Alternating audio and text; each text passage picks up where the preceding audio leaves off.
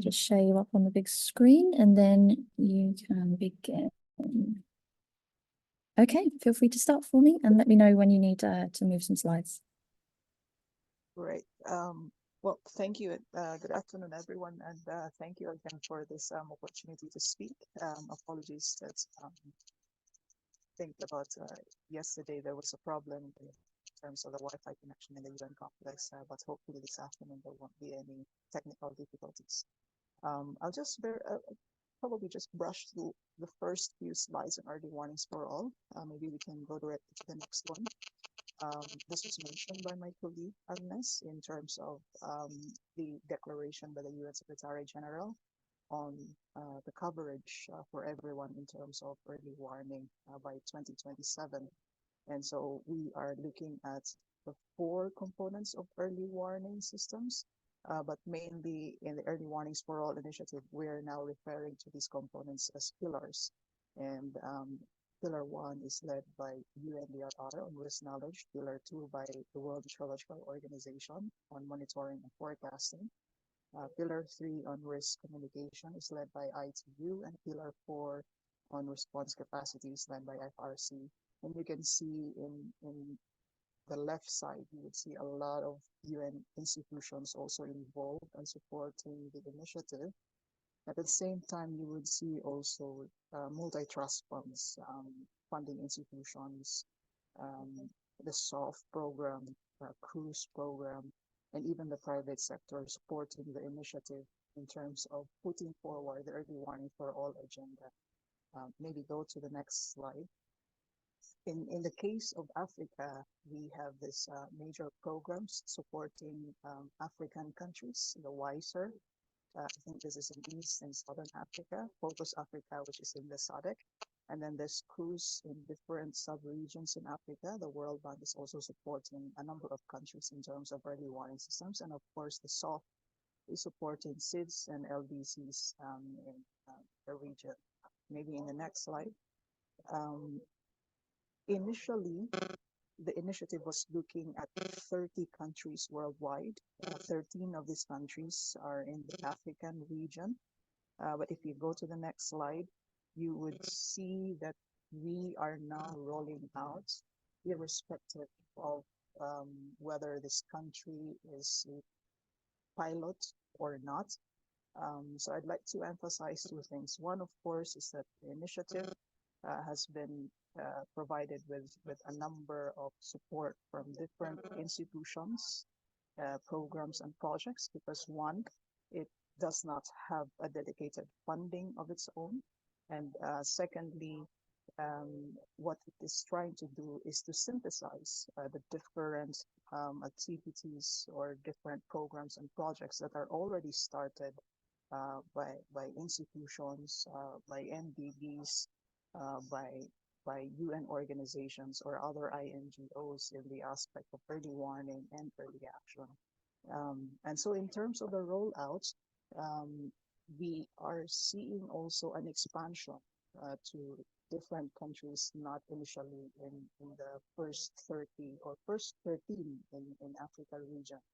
So since last year, we have done launches in Ethiopia, Madagascar, Somalia, Uganda, South Sudan, Mozambique, Haiti, Mauritius, Burundi, and Comoros.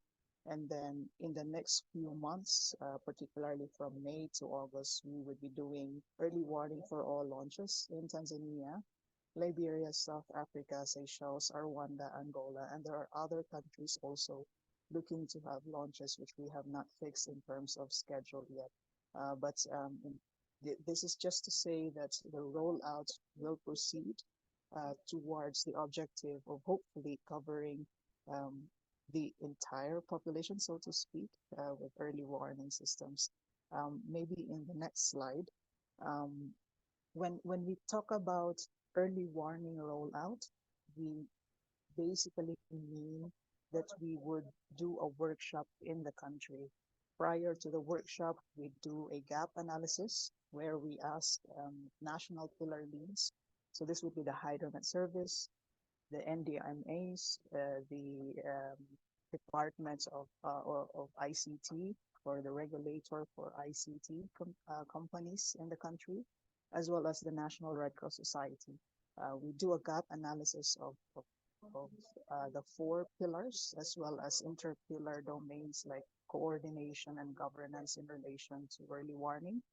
And then we discuss with them what is the current status of early warning systems. At the same time, we also have discussions with them in terms of what are the projects related to early warning that may have addressed some of the gaps, and what might be the residual gaps which we could prioritize for further funding for priority programming, etc. And at the same time, in these workshops, we have this discussion on what would be a stakeholder coordination mechanism, which would help implement the roadmap or the priorities or the residual gaps and areas of programming that would be implemented in the next few years up to 2027. And in some countries, even they extended beyond the target of 2027 to 2030. So that would then, all of these things would feed into the National Early Warning Systems Roadmap. Now, we have had several questions from colleagues on the basis of, if there is no funding, for instance, on this initiative, then what would be the added value? What we have been pointing out in terms of the development of EWS roadmap is that even if there is no dedicated funding for the initiative, we are seeing that with the EWS roadmap, we're able to synergize to identify what's happening in the country in terms of EWS, who is doing what, and how can we capitalize and make sure that there's complementarities in the different activities, whether it be implemented by UNDP or World Bank or provided funding by WMO or UNDRR.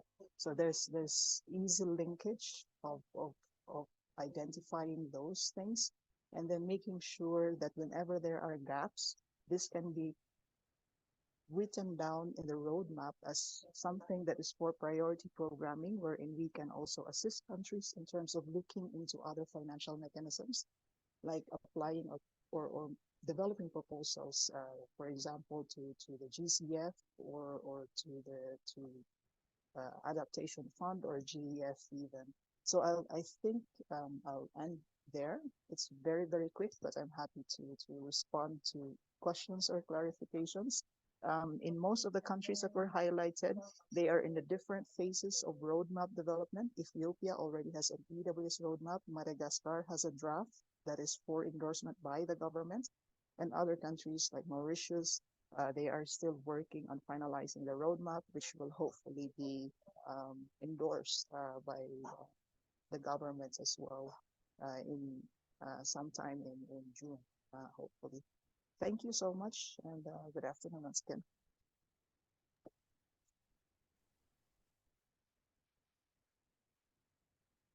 Thank you very much, Carly. Really appreciate you taking the time to come back and talk to us today. Are there any questions for Carly?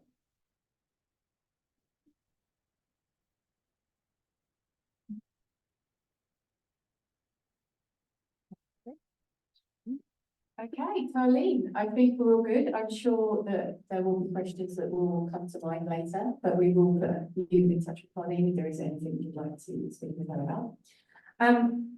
Ladies and gentlemen, you'll be happy to hear the end of the day is almost with us. It's more relaxed now. There are no more presentations, no more talking at you. It's your chance to talk to each other. So we're ending today with